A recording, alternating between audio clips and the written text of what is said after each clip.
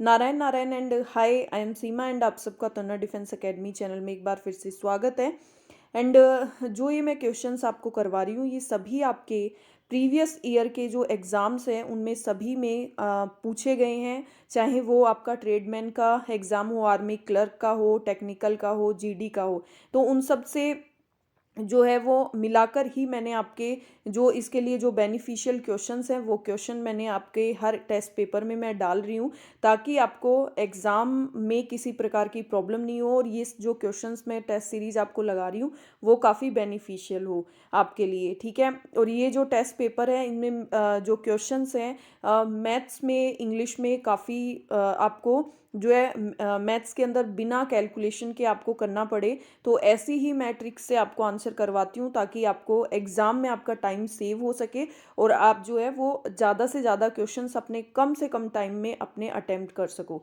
ठीक है, तो ऐसी ही स्ट्रेटजी हमको रखनी चाहिए कि हम हमारा टाइम जो है एकदम ऐसा मैनेजमेंट रखना चाहिए हमें कि हम हमारा जो पेपर है वो हम हमारे टाइम में पूरे क्वेश्चंस कंप्लीट कर दें और हम जो है वो नंबर ज़्यादा से ज़्यादा हमारे स्कोर कर पाएँ। ठीक है, तो अब देखिए क्वेश्चन नंबर 1 हमारी एज यूजुअल जीके पहले। तो बताइए, देखिए, प्रच्छन्न बेरोजगारी को किस नाम से भी किस और नाम से भी जाना जाता है? अल्प रोजगार, संघर्ष संबंधी बेरोजगारी, मौसमी बेरोजगारी या चक्रीय बेरोजगारी? बताइए किस नाम से जाना जाता है? तो प्रच्छन्न बेरोजगारी को जो है वो किस नाम से जाना जाता है? अल्प रोजगार। कौन सा इसको क्या बोला जाता है? अल्प रोजगार के नाम से भी जाना जाता है। अब देखिए question number second. Question number second है आपका, निम्नलिखित में से कौन भारत राज्य का कार्यपालक अध्यक्ष है? बताइए कार्यपालक अध्यक्ष कौन है? प्रधानमंत्री, राष्ट्रपति, कैबिनेट सचिव या वित्तीय सचिव? बताइए। तो भारत राज्य के जो कार्यपालक अध्यक्ष हैं वो कौन है? राष्ट्रपति। कार्यपालक जो अध्यक्ष होते हैं वो कौन होते हैं? राष्ट्रपति। ठीक है, अब देखिए question number third. Question number third है आपके, बंगाल के प्रथम गवर्नर जनरल कौन थे? प्रथम, फर्स्ट पूछे आपको, Robert Clive, William Bentinck, Warren Hastings या चार्ल्स कॉर्नवालिस? बताइए। तो बंगाल के जो फर्स्ट गवर्नर थे वो थे आपके वॉरेन हेस्टिंगस, और ये कब तक रहे थे? 1774 से 74 से 85 तक इनका कार्यकाल था। ठीक है, अब देखिए क्वेश्चन नंबर 4। क्वेश्चन नंबर 4 है, सह्याद्री पर्वत श्रृंखला का अन्य नाम क्या है? मध्य हिमालय, शिवालिक, पश्चिमी घाट और पूर्वी घाट? तो सह्याद्री पर्वत श्रृंखला का जो अन्य नाम है वो है आपका पश्चिमी घाट। इसको और क्या बोला जाता है? पश्चिमी घाट। अब देखिए क्वेश्चन नंबर 5। क्वेश्चन नंबर 5 थोड़ा सा स्मॉल कर लेते हैं इसको। देखिए, निम्नलिखित का मिलान कीजिए। गणगौर। गणगौर आपको पता है किसका प्रसिद्ध त्योहार है? राजस्थान का। किसका है? राजस्थान का है गणगौर। अब देखिए गणेश चतुर्थी। गणेश चतुर्थी किसका है? आपको पता है कि महाराष्ट्र में ये बहुत ज़्यादा मनाया जाता है गणेश चतुर्थी। ठीक है, बॉम्बे में गणेश चतुर्थी पे बहुत ज़्यादा फंक्शन होता है और बहुत सभी लोग जो है वो गणेश चतुर्थी मनाते हैं। तो महाराष्ट्र में ये सबसे ज़्यादा होता है। और दुर्गा पूजा, दुर्गा पूजा जो है वो पश्चिमी बंगाल में, कोलकाता में, इनमें सबसे ज़्यादा होता है। तो ये आपका कौन सा मैथ सही हो गया? फर्स्ट का बी, सेकंड का सी और थर्ड का ए। तो ऑप्शन नंबर ए ही आपका करेक्ट आंसर हो गया। अब हम हमारी नेक्स्ट जो है वो जीएस की तरफ बढ़ते हैं। ठीक है, तो जीके के क्वेश्चन हो गए। अब देखिए हम जीएस के भी हमारे जो प्रीवियस ईयर के एग्जाम्स के क्वेश्चन है वो कितने इंटरेस्टिंग आने वाले हैं, तो आप जो है वो क्वेश्चन करिए। देखिए, आवृत्ति का एसआई मात्रक क्या है? न्यूटन, वॉट, फैराड और हर्ट्ज। तो आवृत्ति का जो एसआई मात्रक है वो आपका क्या होता है? वो होता है आपका हर्ट्ज। क्या होता है? हर्ट्ज। ऑप्शन नंबर डी आपका करेक्ट आंसर हो जाएगा। अब देखिए क्वेश्चन नंबर 7। क्वेश्चन नंबर 7 है आपका, पादप कोशिका का सबसे बाहरी आवरण कहलाता है? कोशिका झिल्ली, कोशिका भित्ति, टोनोप्लास्ट, अंतः प्रद्रव्य जालिका?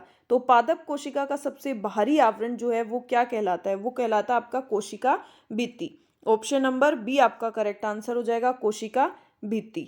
ठीक है, अब देखिए क्वेश्चन नंबर 8। क्वेश्चन नंबर 8 है आपका, निम्नलिखित में से कौन सी एक निष्क्रिय गैस है? निष्क्रिय गैस कौन सी है? हाइड्रोजन, नाइट्रोजन, ऑक्सीजन और आर्गन। तो अगर आपको पता हो तो आपकी कितनी निष्क्रिय गैस हैं? 6 निष्क्रिय गैसें हैं। प्रकृति के अंदर 6 निष्क्रिय गैसें कौन कौन सी? Helium, neon, argon, krypton, xenon और रेडोन। तो इसके अंदर कौन सी है? ऑर्गन। ऑर्गन आपकी क्या है? निष्क्रिय गैस है। टोटल कितनी है? 6 है। अब देखिए क्वेश्चन नंबर 9, ओजोन ऑक्सीजन का एक ब्रैकेट है, अपरूप है, समस्थानिक है, संभारिक है, समन्यूट्रॉनिक है। तो ओजोन ऑक्सीजन का क्या है? एक अपरूप है। ओजोन ऑक्सीजन का क्या है? एक अपरूप है। ऑप्शन नंबर ए आपका करेक्ट आंसर हो जाए। आपका मैथ का सेक्शन आता है। तो अब हम मैथ का बिना बहुत ही कम कैलकुलेशन के करेंगे, ताकि आपको एग्ज़ाम में आपको कैलकुलेशन से बचना है। अगर कैलकुलेशन से बचोगे तभी टाइम का सेव कर पाओगे। तो आपको इसी तरह से पूरा जो है वो सेट मैनेज करना है। तो अभी देखिए हम हमारा जो क्वेश्चन है वो कैसे करते हैं, आपको भी उसी तरह से करने हैं। देखो क्वेश्चन नंबर 11, देखो 40 के धनात्मक गुणनखंड कितने हैं? अब आपको क्या बताना है? आपको इसके गुणनखंड बताने हैं। ठीक है, क्या बताने हैं? इसके आपको फैक्टर्स बताने हैं। तो देखो 40 के पॉजिटिव फैक्टर्स क्या हो जाएंगे? देखो 40 में 1 का डिवाइड जाता है, 2 का भी जाता है 2 20 बार, 3 का नहीं जाता, फिर 4 का जाता है ना 10 बार, फिर 5 का भी जाता है ना, 0 है तो 5 का जाएगा। अब देखो 6 का जाता है या नहीं जाता? तो 6 का नहीं जाता, 7 का तो जाएगा ही नहीं, फिर 8 का, 8 5 जा 40, 8 का जाएगा, फिर 10 का जाएगा ही जाएगा, फिर 15 का नहीं जाएगा, फिर 20 का जाएगा और फिर 40 का जाएगा। अब काउंट कर लो कितने हैं ये। तो 1 2 3 4 5 6 7 8 7 8, तो 8 हो गए। तो ऑप्शन नंबर सी। तो 40 के आपके पॉजिटिव जो फैक्टर्स हैं वो कौन से आ गए? वो टोटल आ गए आपके 8। ठीक है, अब देखिए next question number 12। Question number 12 एक बार हम इसके आंसर्स जो हैं वो देखेंगे बाद में। अभी हम हमारी कैलकुलेशन कर लेते हैं इसकी। ठीक है, तो देखो आपको दिया है 4√3 इज ग्रेटर देन 6√7। हमें ये देखना है कि ये वाला इससे बड़ा है कि नहीं है। तो आप इसको क्या लिख सकते हो? पहले ये बताओ। देखिए अब आप इसको क्या लिख सकते हो? इसको आप लिख सकते हो 3 1, ये ऐसे लिख सकते हो ना, 3 की पावर 1/4 इज ग्रेटर देन 7 की पावर 1/6। अब देखो नीचे से इनके क्या करने हैं? 1/4 1, इनके बेस बराबर करने हैं। बेस बराबर करने के लिए हम क्या करेंगे? सीधा आपको स्टेप्स लिखने नहीं है। बेस बराबर करने के लिए देखो 4 3 ज़ा 12, 6 2 ज़ा 2, तो इसको हम 3 से मल्टीप्लाई कर देंगे और इसको 2 से। ठीक है, तो देखिए 3 को किससे किया? हमने 3 से, तो 3 और नीचे क्या आ गया? 12। ये ग्रेटर देन 7, ये आ गया 2 और 6 2 ज़ा 12। इस तरह से लिख सकते हैं इसको। ठीक है, 1 ये 12 आ गया। अब आप इसको क्या लिख सकते हो? अब आप इसको लिख सकते हो 12√3 की पावर 3, और ये क्या लिख सकते हो? 12√7 की पावर 2। अब देखिए 3 की पावर 3 क्या होता है? तो 3 3 ज़ा 9 और 9 3 ज़ा कितना होता है? 27। तो 27 12√27, यहाँ पे क्या आ जाएगा?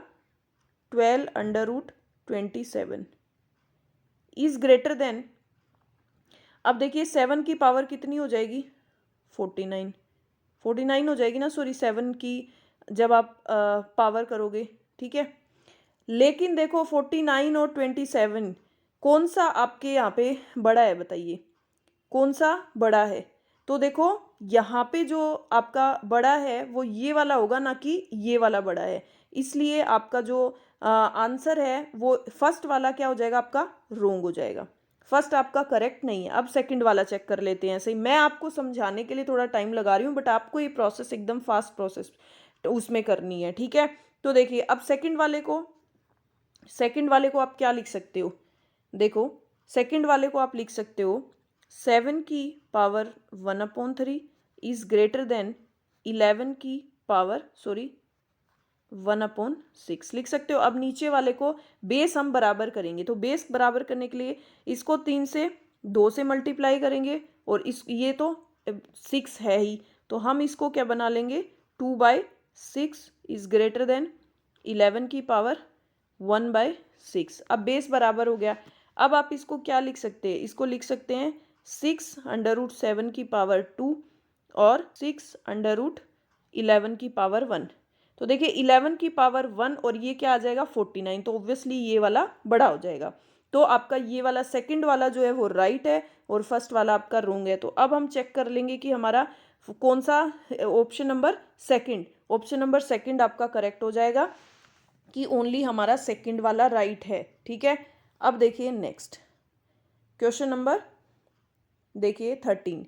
यदि n is equal to √11 minus √3 है तो 1/n का मान बताइए। आपको क्या बताना है, 1/n का मान बताना है। ठीक है, तो अब हमने यहाँ पे लिखा 1/n 1/n लिखा, तो 1/n की जगह नीचे क्या आ जाएगा 11 माइनस √3। अब हमेशा इसमें क्या होता है, ऊपर नीचे जब भी ऐसी रूट वाली सिचुएशन होती है ना, तो इस केस में हम क्या करते हैं, ऊपर नीचे उसको सेम से प्लस से मल्टीप्लाई करते हैं। कुछ फर्क पड़ेगा, √11 प्लस √3 दोनों ऊपर नीचे इसी से मल्टीप्लाई कर देंगे। ठीक है, अब आपका ये क्या आ जाएगा, ये आ जाएगा √11 प्लस √3, और ये आपका देखो a प्लस बी और a माइनस बी क्या बन गया, a की स्क्वायर माइनस b की square is equal to a plus B और a माइनस बी, ये बन गया आपका। तो ये आपका क्या हो जाएगा a स्क्वायर, तो a आपका क्या है √11 इसकी स्क्वायर माइनस √3 आपका क्या है b इसकी स्क्वायर। ठीक है, ये वाला हो गया। अब आप क्या करोगे, अब देखिए √11 प्लस √3, अब 11 का रूट जब आप स्क्वायर करोगे अंडर तो ये अंडर हट जाएगा 11 और 3, ये आपका क्या आ जाएगा √11 प्लस √3 अपॉन 11 में से 3 गया, आपका क्या बचा 8। तो अब देखिए आंसर कौन सा है, ये वाला नहीं होगा, √11 ये भी नहीं होगा, क्योंकि प्लस में √11 प्लस √3 अपॉन 8, तो ऑप्शन नंबर सी आपका करेक्ट आंसर हो जाएगा। ठीक है, अब देखिए next question number 14। Question number 14 में क्या है, देखिए p के किस मान के लिए 225p9 9 से विभाजित है। तो देखो ये 9 से विभाजित हम आंसर से इसको निकालेंगे रख के। तो देखो 9 से डिवाइड करने का क्या तरीका है, हमें पता है 9 से डिवाइड करना, हम 9 से डिवाइड करके नहीं देखेंगे, इनका टोटल करके देखेंगे। यदि टोटल में 9 का भाग जाता है, जो ऐड करने पे भाग जाएगा वही हमारा क्या होगा 9 से डिविजिबल होगा। तो इसको ऐड कर लेते हैं, देखो 2 और 2 4, 4 और 5 9, 9 और 9 18, मतलब इसमें क्या है जा रहा है। तो यदि आप 18 में 1 ऐड करोगे तो ये 19 हो जाएगा, नहीं जाएगा। 18 प्लस 0 या 18 प्लस 0 ऐड करोगे तो इसमें 9 का 9 दूनी 18, तो भाग चला जाएगा। तो यही अगर 3 ऐड करोगे तो भी नहीं जाएगा, क्योंकि 18 19 21 हो जाएगा, और 4 ऐड करोगे तो 22। तो इसका आंसर बी हो जाएगा। 9 से कौन सा डिविजिबल होगा, यदि हम 0 ऐड करते हैं तो 9 से डिविजिबल का रूल है। इसको टोटल करके देखो डिजिट को, यदि टोटल करने पे 9 का पूरा पूरा डिवाइड जा रहा है तो उस पूरी डिजिट के अंदर 9 का पूरा पूरा डिवाइड होगा। ठीक है, आप इसको करने मत बैठ जाना कि आप पूरा ही इसको करके देख रहे हो, तो वो चीज़ मत करना। अब देखो कौन सा कथन सत्य है, अब इसमें भी आपको क्या बताना है, इसमें आपको सत्य बताना है। तो देखिए यहाँ पे आपको देखो, मैं आपको एक का रूट करके दिखाती हूँ कि कितना होता है। ठीक है, तो देखिए हम यहाँ पे √7 का क्या करते हैं, आपका रूट निकाल के दिखाते हैं, किसका √7 का। तो देखिए देखो √7 का हमने 7 लिखा, अब यहाँ पे किसका डिवाइड जाएगा 2 का, तो 2 का कितनी बार गया 2 बार, यहाँ पे 4 आया, अब यहाँ पे कितना बचा 3। ठीक है। अब यहाँ पे क्या ऐड किया, 2 और 2 4, ठीक है। अब यहाँ पे 2 0 लगाई तो उसके लिए यहाँ पे क्या लगाया, पॉइंट, क्या लगाया, पॉइंट। अब देखो, अब किससे मल्टीप्लाई किया, अब किया 46, तो देखिए 6 6 जा 36 और 6 4 जा 24, 24 प्लस 3 24, 25 26 और 27, मतलब ये कितनी बार जाएगा, 2.6 समथिंग आ गया इसका, ठीक है। 2.276 हो गया ये, तो ये इसका रूट कितना आ गया, 2.6, ये कितना आ गया, 3, ठीक है। इज अंडर रूट 9 का कितना हो गया, 3, और अंडर रूट 6 का ऑब्वियसली इससे कम ही आएगा ना, तो आपका फर्स्ट वाला क्या आ गया, राइट, 3 और 5, ये 5.6 आएगा। और जब अंडर रूट 6 का मैं बता देती हूँ, आपको फाइंड आउट करने की जरूरत नहीं है, क्योंकि अंडर रूट 7 से कम ही आएगा तो ये वाला करेक्ट हो जाएगा, ये बड़ा हो जाएगा। बट आप इसका निकालोगे तो आपका आएगा 2.4, कितना आएगा, 2.4, तो ये क्या आ जाएगा आपका 5.4, क्या आ जाएगा 5.4, तो इसलिए ये वाला बड़ा हो जाएगा। अब देखो सेकंड वाला चेक करते हैं, ये आपका आया रूट 7 का 2.6 माइनस और रूट 5 का जब आप फाइंड आउट करोगे तो आपके क्या आएगा, 2.2, ठीक है। अब रूट 6 का हमने ऊपर देख लिया था 2.4 माइनस ये हमारा क्या आया 1.7। अब 2.6 में से 2.2 घटाओगे तो क्या आएगा 0.4, 2.4 में से 1.7 लेस करोगे तो 8 9 10 20 21 2 3 और 4, तो ये क्या आ जाएगा 0.7, तो मतलब ये वाला रोंग हो जाएगा क्योंकि इसमें 0.7 बड़ा है 0.4 से, तो इसमें क्या आ जाएगा आपका answer, only first is correct, तो ऑप्शन नंबर ए आपका करेक्ट आंसर हो जाएगा। आपको इस तरह से फाइंड आउट करना है, ना कि आपको पूरा इसको बड़ा बड़ा कैलकुलेशन करना है, ठीक है। अब देखिए next question number 16, question number 16 है आपका, एक आयत की चौड़ाई तथा लंबाई का अनुपात 3:4 है, यदि आयत का परिमाप 140 सेंटीमीटर है तो आयत की चौड़ाई, तो देखिए आयत का परिमाप, तो आयत का परिमाप आप क्या क्या होता है, परिमाप होता है parameter 2 into L plus P, परिमाप आपको कितना दिया है 140, ठीक है। 2 एल कितना दिया है आपको, एल है आपका 4, तो हम अनुपात दिया है तो 4x, और हमें b क्या हो जाएगी 3x, ठीक है। तो 140 इज इक्वल टू 2 इंटू इनको ऐड करेंगे 7x, ये 7 से कट हो जाएगा 20 और ये आपका कट हो जाएगा 7 2 ज़ा कितना हो जाएगा, ये 7 2 ज़ा 14 2 10, ठीक है। तो आपकी ये x कितना आ गया 10 आ गया, तो आयत की आपको क्या पूछी है चौड़ाई, चौड़ाई कितनी है आपकी 3x, 3x तो 3 इंटू 10 कितनी हो गई 30 सेंटीमीटर, तो ऑप्शन नंबर ए आपका करेक्ट आंसर हो जाएगा, आपको सिंपली आंसर करना है। अब देखिए क्वेश्चन नंबर 17, क्वेश्चन नंबर 17 क्या है, देखिए एक वस्तु पर 10% की छूट देने के पश्चात 30% का प्रॉफिट होता है, यदि वस्तु का अंकित मूल्य 2730 रुपये है तो उसका परचेज प्राइस निकालनी है आपको। देखो एक वस्तु की लिस्ट प्राइस दी है आपको कि लिस्ट प्राइस उसकी क्या है 2730 रुपये, ठीक है। अब उस वस्तु पे क्या हुआ कि लिस्ट प्राइस इतनी है, 10% की छूट दी उस वस्तु पे और उस पर 30% का प्रॉफिट हुआ, तो उसकी परचेज प्राइस उसको कितने में खरीदा होगा। तो देखो इसको हम किस तरह से लिखेंगे, इनटू इस पे कितने का डिस्काउंट दिया 10% का, फिर इसमें ये कितने का प्रॉफिट हुआ, तो मतलब ये 130 के बराबर है, और हमें निकालना क्या है, हमें परचेज प्राइस निकालनी है हमारी। तो देखिए परचेज प्राइस निकालनी है तो ये 100 से 100 गया, ठीक है। अब ये 10 से 10 गया, ठीक है। अब देखिए इसको कट कर दो, 13 दूनी 26 और 13 1 जा 13। अब देखो इसको किससे मल्टीप्लाई कर लो, 21 को 9 से कर लो, तो 9 तो 21 9 जा होता है आपका 189, 2 9 2 जा 18। तो आपका जो परचेज प्राइस है वो उसकी कितनी होगी, 1890 रुपये। ठीक है, अब देखिए क्वेश्चन नंबर 18। देखिए 9 क्रमागत सम संख्याओं का औसत कितना है आपका, 18 है।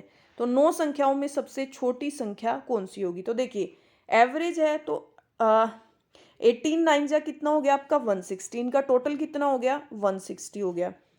जब इनको ऐड करेंगे तो देखो पहली संख्या आपकी x, दूसरी x प्लस 2, ठीक है, दूसरी कितनी होगी x प्लस 2, थर्ड संख्या x प्लस 4, क्योंकि देखो ये 2 आएगी अगर सपोज, तो 2 में अगर आप 2 ऐड करोगे तभी तो वो 4 होगी। आपको सम संख्या पूछा है तो देखो x plus 2, x plus 4, x plus 6, x plus 8, x plus 10, x plus 12 और प्लस x प्लस 14 और x प्लस 16। काउंट करो 1 2 3 4 5 6 7 8 9 हो गई। इनका टोटल कितना है 162। अब इनको ऐड कर लो, x को 3 4 5 6 7 8 9, 9x प्लस इसका टोटल करेंगे कितना हो जाएगा, 2 और 4 6, 6 और 6 12, 12 और 8 20, 20 और 10 30, 30 और 30 और 12 42, 42 और 14 56, 56 और 16, 56 और 16 72, ठीक है, 56 और ओके 72 इज इक्वल टू 162। अब देखिए 9x इज इक्वल टू 162 में से 72 लेस कर दो, तो 2 में से 2 गया 0 और 16 में से 7 गया, तो 6 और 3 9, 90, 9 से 9 को लेस किया 10। तो सबसे छोटी संख्या आपकी क्या आ जाएगी, x की वैल्यू ही हमें फाइंड आउट करनी थी, तो सबसे छोटी संख्या आ जाएगी आपकी 10। ठीक है, समझ में आया। अब देखिए नेक्स्ट क्वेश्चन नंबर 19। एक संख्या को देखिए, एक संख्या को पहले 10% से बढ़ाया जाता है, फिर उसे 10% से पुनः बढ़ाया जाता है, तो संख्या में कितना परिवर्तन हुआ है। तो देखिए पहले आप मान लो 100, ठीक है, 100 को आपने बढ़ाया कितना 10% से 110, फिर इसने 10% से और बढ़ाया, तो पहले हमने माना कि वो 100 है, फिर उसमें अब हम देखते हैं कितना चेंज आएगा। तो 100 से 100 गया, 20 से 100 गया, ये कितना है आपका 121। तो मतलब इसमें कितना चेंज आया, 21% की वृद्धि हुई है। तो ऑप्शन नंबर 21% की वृद्धि। अब देखिए question number 20।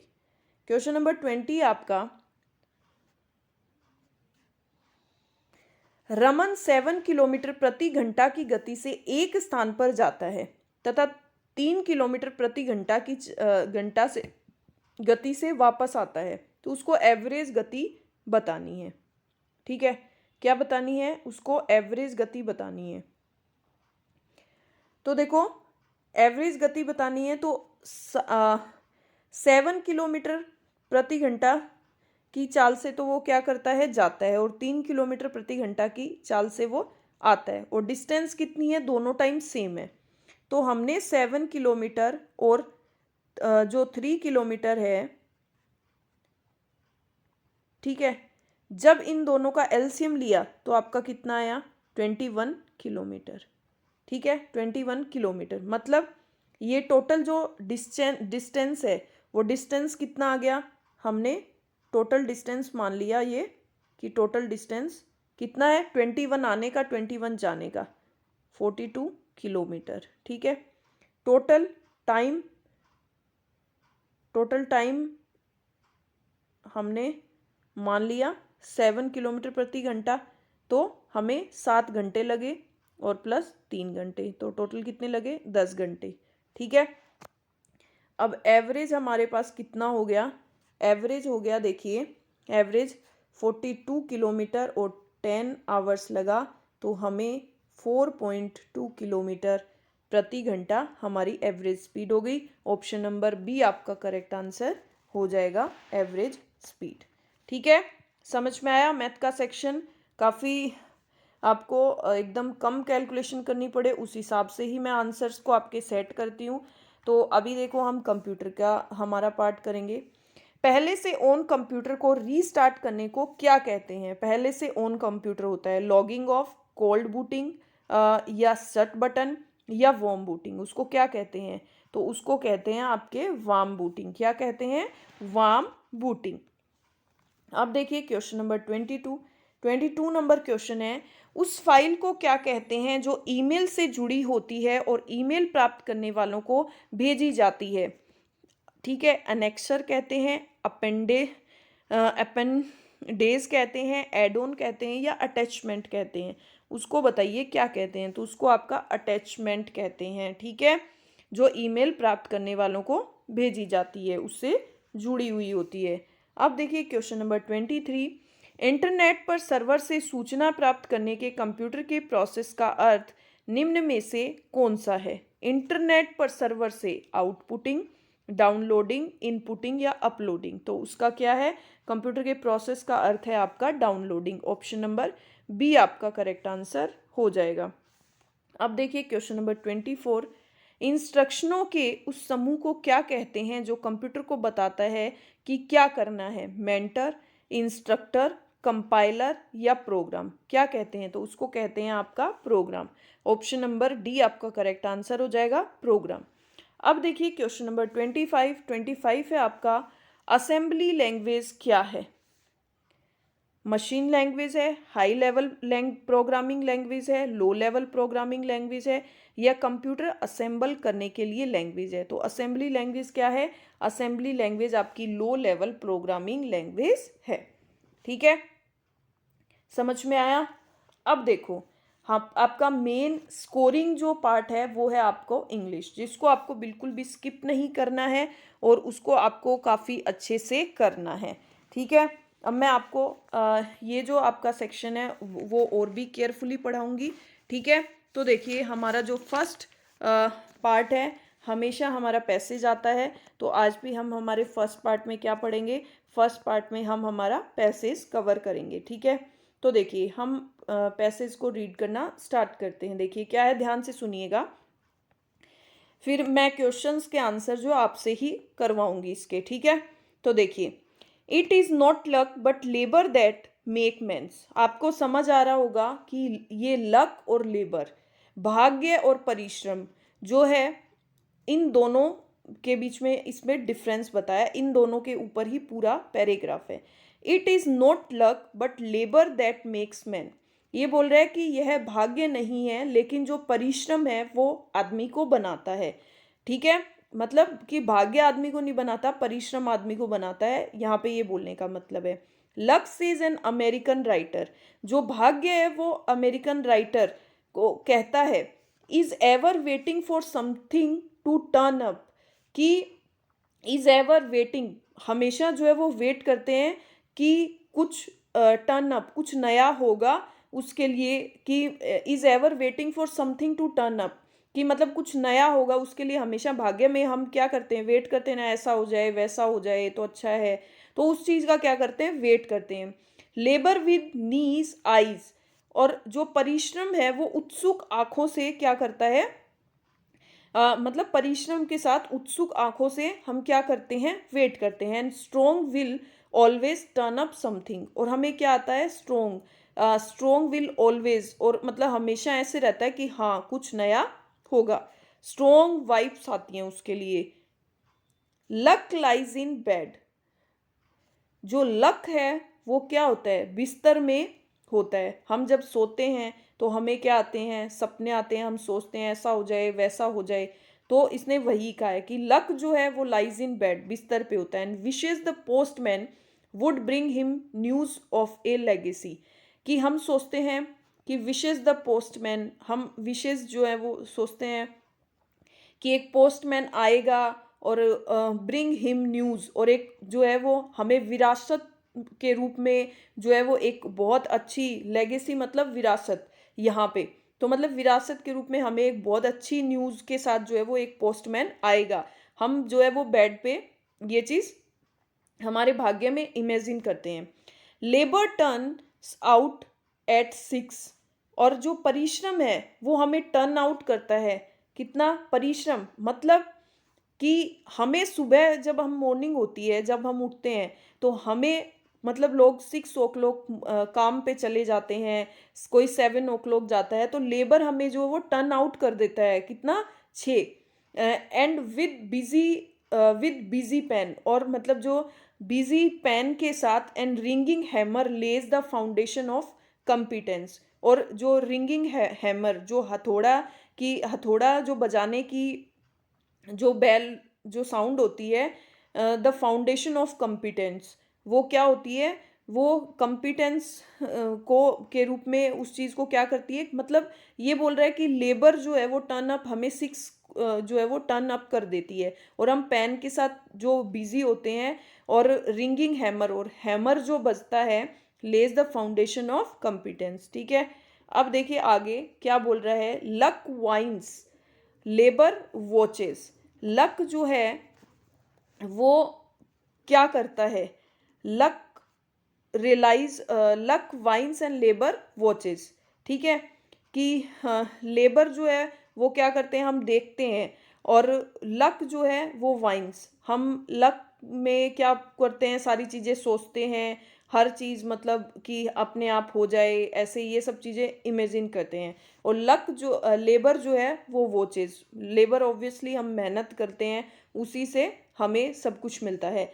Luck relies on chance, luck जो है वो किस पे बिलीव करता है, वो चांस पे डिपेंड करता है, विश्वास करता है। एंड लेबर ऑन कैरेक्टर, और लेबर जो है वो किस पे करता है, वो कैरेक्टर पे, व्यवहार पे जो है वो डिपेंड करता है। Luck slips downward to self indulgence, luck जो है वो स्लिप्स डाउनवर्ड नीचे से, टू सेल्फ इंडलजेंस, मतलब खुद को ही मतलब अप्रिशिएट करने में, मतलब नीचे से ऊपर की ओर जाता है ये। And labour luck slips downward, sorry, luck इसने बोला है कि लक स्लिप्स, लक हमें क्या करता है, डाउनवर्ड नीचे ले जाता है, कि मतलब खुद ही उन चीज़ों को इमेजिन करते हैं। लेबर स्ट्राइड्स अपवर्ड, और लेबर जो है वो स्ट्राइड्स मतलब धीरे धीरे लेबर जो है वो परिश्रम वो ऊपर लेके जाता है। एंड इंस्पायर टू इंडिपेंडेंट, और हमें इंडिपेंडेंट बनने के लिए प्रेरित करता है लेबर। ठीक है, the conviction therefore is extending that diligence is the mother of good luck, जो कन्विक्शन है हमारी, जो हम सोचते हैं कन्विक्शन है हमारी, देयर फॉर इसलिए is extending that diligence is the mother of good luck, कि मतलब ये जो हमारी माता है उसका क्या है, गुड लक है। ठीक है, ये कन्विक्शन होती है, इसीलिए उसको हम क्या करते हैं, उसको विस्तार कि ये हमें क्या मिली है, एक विरासत के रूप में जो है वो मिली है। इन अदर वर्ड्स, दूसरे शब्दों में, that a man success in life will be proportionate to his efforts, to his industry, to his attention to small things। ये बोल रहा है कि इन दूसरे शब्दों में अगर हम इसको कहें तो दैट ए मैन सक्सेस, एक आदमी जो है वो लाइफ में सक्सेस होता है, विल बी, वो किसके प्रपोर्शनेट होगा, वो बराबर होगा, प्रपोर्शनेट होगा टू हिज एफर्ट्स, किसके, जो हमारे एफर्ट्स होते हैं, टू हिज इंडस्ट्री, जो हमारी इंडस्ट्री होती है, टू हिज अटेंशन, जो हम छोटी छोटी चीज़ों पे ध्यान देते हैं, जो हम एफर्ट्स करते हैं, जो हमारी इंडस्ट्री होती है, उसके बराबर, मतलब उसके प्रपोर्शनेट होता है क्या, एक आदमी जो है वो सक्सेस हासिल करता है लाइफ में। तो ये सब छोटी छोटी चीज़ें करके ही वो सक्सेस कर सकता है। मतलब इस पूरे पैराग्राफ में आपको बताया है कि लक जो है उससे सिर्फ काम नहीं चलता, लेबर परिश्रम से ही आदमी सक्सेस हो सकता है। तो लक के साथ साथ परिश्रम भी बहुत ज़्यादा ज़रूरी है, यही आपको बोला है। तो देखिए अब हम क्वेश्चंस पे आते हैं, प्लीज़ आप सब आंसर करिएगा इसका। What is the meaning of word legacy, legacy का मतलब क्या है। ए सैड और डिसअपॉइंटिंग न्यूज़, एक सैड और डिसअपॉइंटिंग न्यूज़, तो लेगेसी का मतलब मैंने आपको बताया था कि विरासत में कुछ छोड़ना, विरासत में कुछ छोड़ना, वो मिलना। बैंकरप्सी और मिसफॉर्चून, बैंकरप्सी और दुर्भाग्यपूर्ण। मनी और property left to someone in a will, या कि मनी और प्रॉपर्टी जो है वो विल के अंदर कुछ छोड़ना। ठीक है, ऑप्शन नंबर सी। अब देखिए question number 27, what would be the synonym of word stride. Stride का मतलब क्या है? स्ट्राइड का मतलब आगे बढ़ना, वो भी आत्मविश्वास के साथ। तो रिट्रीट, मार्च, डिले, वेट। तो इसका आंसर क्या होगा आपका? डिले का आपको पता है लेट होना, वेट का मतलब भी आपको क्या इंतजार करना, रिट्रीट करना किसी को, और ये इसका आंसर होगा मार्च। मार्च मतलब पीसफुली कोई चीज आगे बढ़ना। अब देखिए क्वेश्चन नंबर 28 नंबर क्वेश्चन है, what is the meaning of proverb? Diligence is the mother of good luck. बताइए कि diligence diligence is the mother of good luck, कि डिलीजेंस जो है वो क्या है? इज द मदर ऑफ, माता का जो है वो गुड लक है, अच्छा भाग्य है। तो इसका आंसर क्या होगा? If a person is born in rich और aristocratic family he is considered lucky, कि मतलब एक आदमी जो है वो रिच फैमिली में पैदा होता है, ऐसी फैमिली में पैदा होता है, तो वो अपने आप को क्या मतलब एक बहुत रईस फैमिली में, तो वो अपने आप को मानता है कि मैं बहुत भाग्यशाली हूँ। If one works carefully and constantly, one chances of being successfully will be much greater. मतलब यदि जो व्यक्ति वन वर्क्स केयरफुली, जो सावधानी पूर्वक एंड लगातार कार्य करते हैं, उन्हें चांसेस ऑफ बीइंग, उन्हें जो सफल होने के अवसर हैं वो दिन बर दिन मिलते जाते हैं, मिलते जाते हैं। तो यही मतलब है कि mother of good luck, diligence is the mother of good luck. तो हमें कि यदि हम कोई काम कॉन्स्टेंटली करेंगे, कोई काम हम रेगुलरली उस चीज़ को फॉलो करेंगे, तो हमें अपॉर्चुनिटीज जो है वो दिन बर दिन आएंगी। तो यही मतलब है कि माता का जो गुड लक, हमारा अच्छा भाग्य। ठीक है, अब देखिए question number 29, according to the passage what is the most important thing for success. Success के लिए मोस्ट इंपॉर्टेंट थिंग क्या है? Hard work, only luck, noble parentage, all of the above. अभी हमने पढ़ा है कि लेबर ज़्यादा ज़रूरी है, तो हार्ड वर्क ज़्यादा ज़रूरी है, आपने सुना ही है।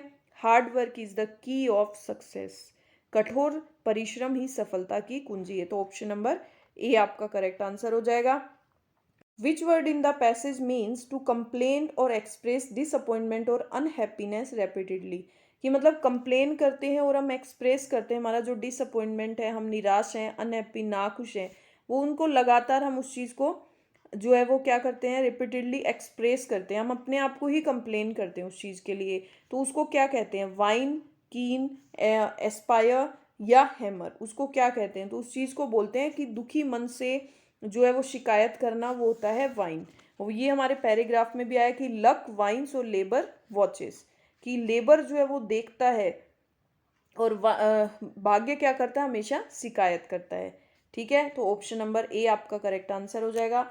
अब देखिए आपका क्वेश्चन नंबर अब आपका देखो पैराग्राफ, हमारा एक और पैराग्राफ आएगा।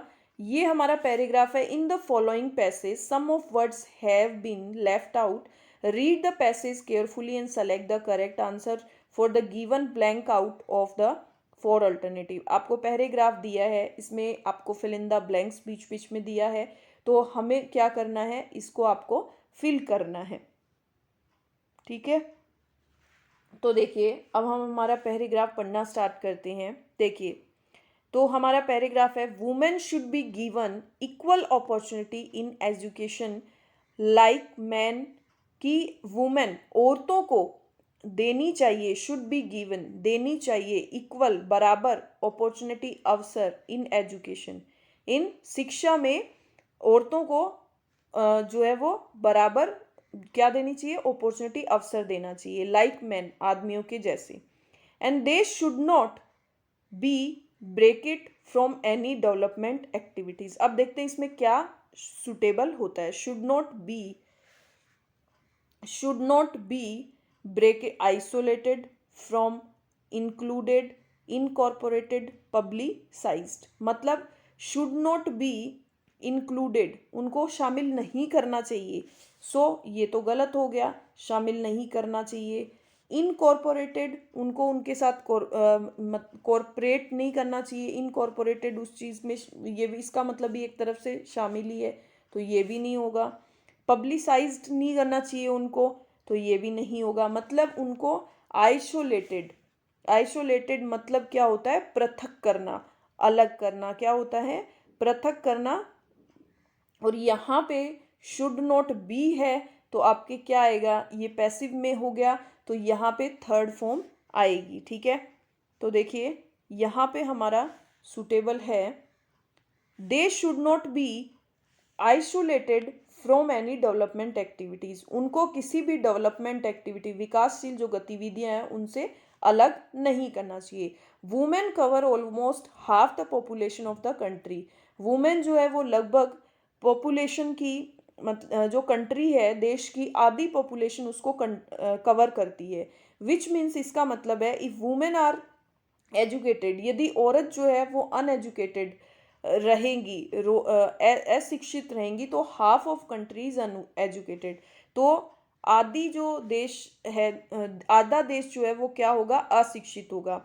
विच ब्रिंग, जो कि क्या लेके आएगा? Poor condition. तो देखते हैं कौन सी condition. Bring poor condition, social politico condition की, मतलब जो सोशल पॉलिटिको कंडीशन है वो पुअर लेके आएगा। सोशियो इकोनॉमिक पॉलिटिक, 1 सेकेंड, इसको स्मॉल करना ही पड़ेगा। सोशियो इकोनॉमिक, सामाजिक और जो आर्थिक कंडीशन जो उसको पुअर बनाएगा। पॉलिटिको सोशियो और पॉलिटिको कम्युनल। तो इसका आंसर आपको सीधा ही पता है कि हमारी जो आर्थिक कंडीशन है उसको क्या बनाएगा? उसको कमजोर बनाएगा वो चीज़। ठीक है, तो यहाँ पे क्या आ जाएगा? ब्रिंग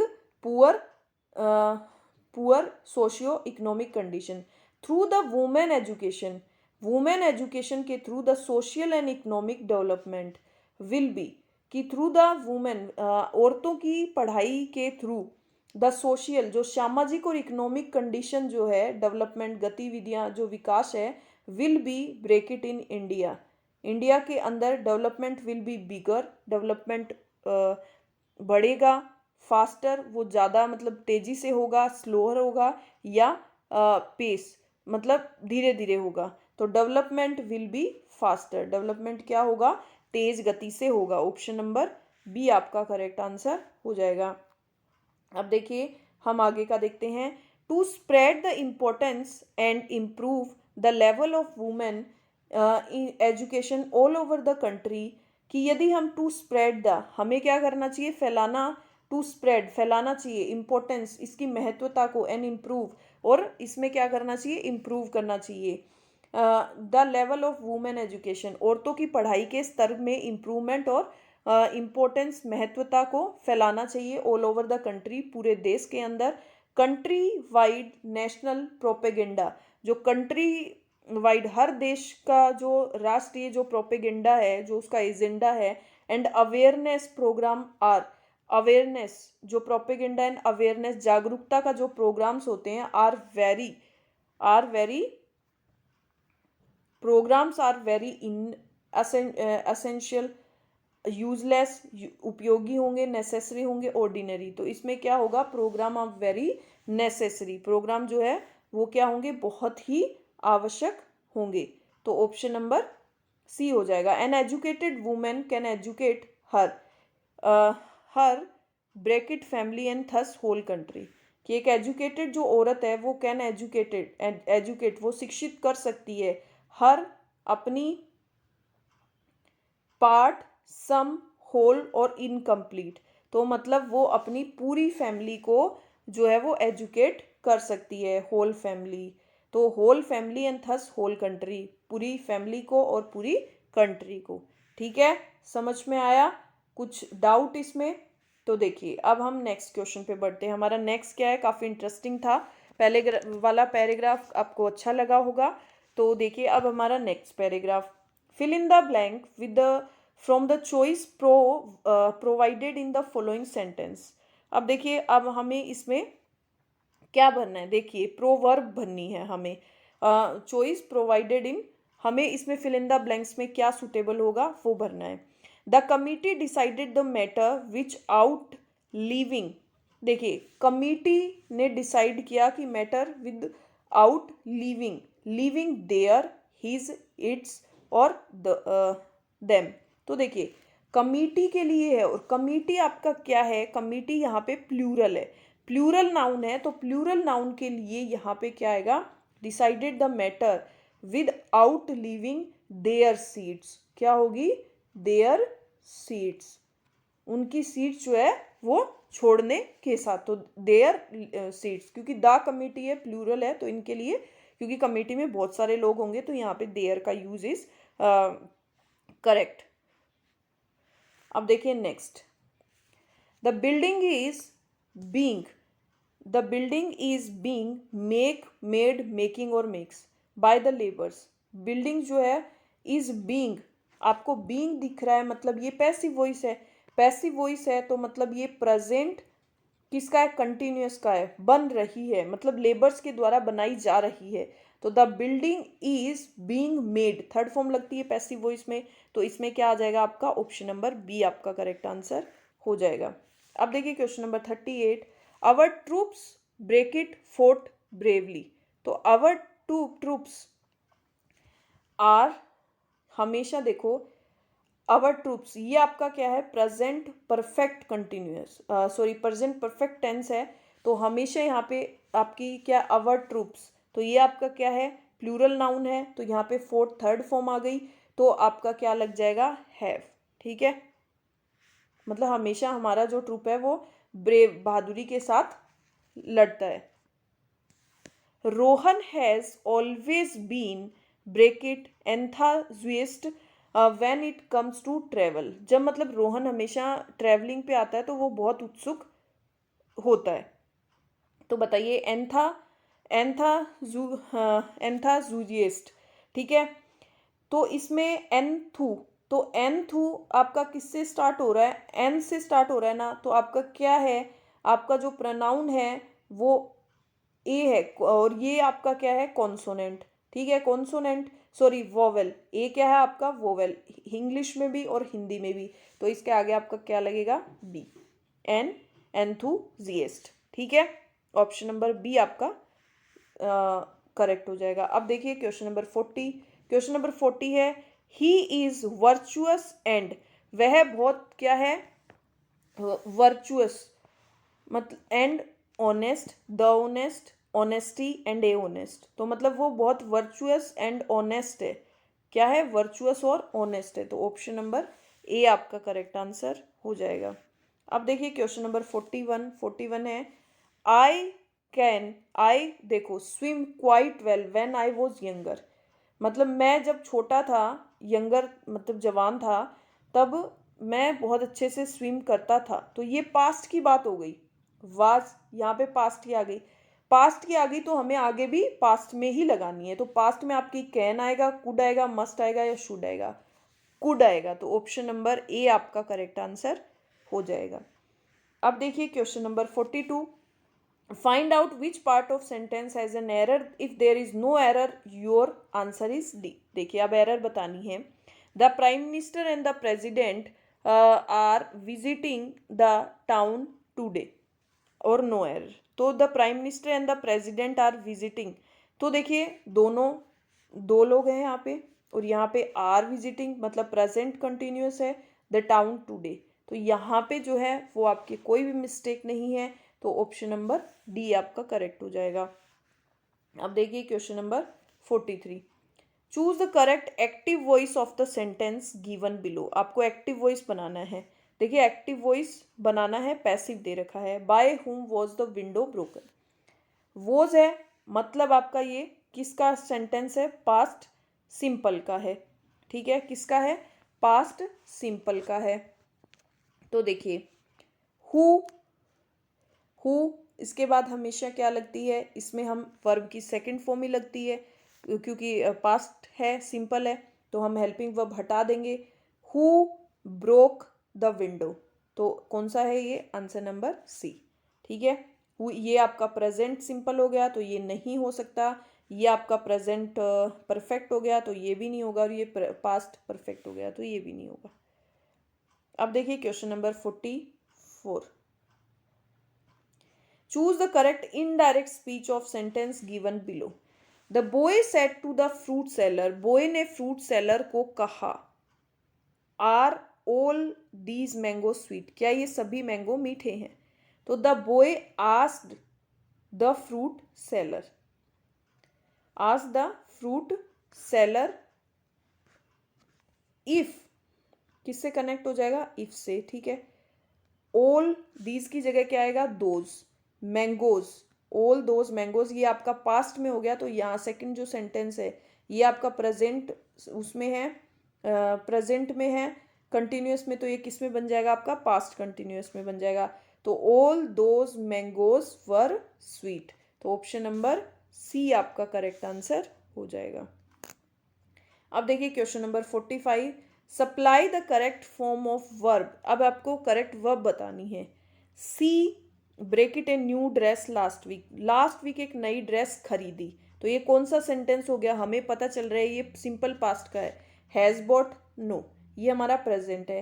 हैज़ बीन, ये भी हमारा प्रेजेंट है, ये भी। पास्ट में सिर्फ एक ही है, बॉट, तो ऑप्शन नंबर डी हमारा करेक्ट आंसर हो जाएगा। अब देखिए question number 46। Rearrange the part of sentence in correct order. The valley of flowers, जो फ्लावर्स की घाटी है, इज ए ग्रेट, बहुत ही महान, प्लेस टू विजिट, बहुत ही प्लेस टू विजिट, मतलब जो during the summer season, summer season के दौरान, जो समर सीजन के दौरान जो ये फ्लावर्स की जो घाटी है, फूलों की घाटी है, वो विजिट करने के लिए बहुत ही अच्छा प्लेस है। तो क्या आ जाएगा? Is a great place to visit during the, तो RPQ, तो RPQ कौन सा आपका? ऑप्शन नंबर बी आपका करेक्ट आंसर हो जाएगा। अब देखिए क्वेश्चन नंबर 47 है, give the synonym of following word oasis. Oasis का मतलब होता है आपका रेगिस्तान, मरुभूमि, और इसमें क्या हो जाएगा? ओपन, खुला, ओपन, खुला। शोर का मतलब हो जाएगा आपका घाव, पीड़ादायक। स्प्रिंग, स्प्रिंग का इसका उल्टा क्या हो जाएगा? इसका जो सिनोनिम बताना है आपको, तो इसका ओसिस, ओसिस का मतलब होता है मरुभूमि, रेगिस्तान में जहाँ पे एक उपजाऊ भूमि, जहाँ पे पानी होता है। ठीक है, ओसिस मतलब क्या होता है? रेगिस्तान में वो एक उपजाऊ भूमि जहाँ पे पानी होता है, तो उसको क्या बोलेंगे? स्प्रिंग, क्या बोलेंगे? Same word, spring. बसंत, जहाँ पे क्या होता है? पानी होता है, तो ऑप्शन नंबर सी। ठीक है, और सैड तो दुखी होता है। Question number 48। Give the opposite of following word smoulder, बताइए। तो इसका क्या होगा? सोमुल्डर का मतलब होता है सुलगना, बहुत ऐसे भीतर आग होती है ना वो, तो इसका आंसर क्या हो जाएगा? उल्टा, स्मोक का मतलब भी सुलगना ही हो जाएगा। रेक का मतलब भी क्या हो जाएगा? उबलना हो जाएगा। और बॉइल का, तो बचा क्या? फ्रोज, फ्रोज का मतलब क्या होता है? ठंडा। ऑप्शन नंबर सी आपका करेक्ट आंसर हो जाएगा। अब देखिए question number 49। Improve the bracketed part of the sentence. The militant were been the prime target of security agencies since the July attack, कि मिलिटेंट ने क्या किया? वर बीन, तो वर बीन जो है यहाँ पे आपका प्रेजेंट परफेक्ट कंटिन्यूअस आएगा, क्योंकि यहाँ पे सिंस आ गया, सिंस द जुलाई। ठीक है, जो मिलिटेंट, तो यहाँ पे आपका क्या आ जाएगा? या तो परफेक्ट टेंस आएगा आपका, तो वर बीन नहीं आएगा, यहाँ पे आपका क्या आएगा? Has been. Option number B आपका करेक्ट आंसर हो जाएगा। अब देखिए last question, question number 50। Question number 50 है आपका, give one word of the following word pertaining to moon, जो मून को प्रिटेन करता है। सोलर, विकार, लूना, लूनार या वल्गर? बताइए, जो प्रिटेनिंग टू मून, मून को प्रिटेन करता है उसको क्या बोलते हैं? लूनार। लूनार मतलब चंद्र की, जो चंद्र से संबंधित होता है उसको क्या बोलते हैं आप? लूनार। ठीक है, तो आज का टेस्ट पेपर आपका यही फिनिश होता है। आई होप आप सबके लिए बहुत हेल्पफुल होगा।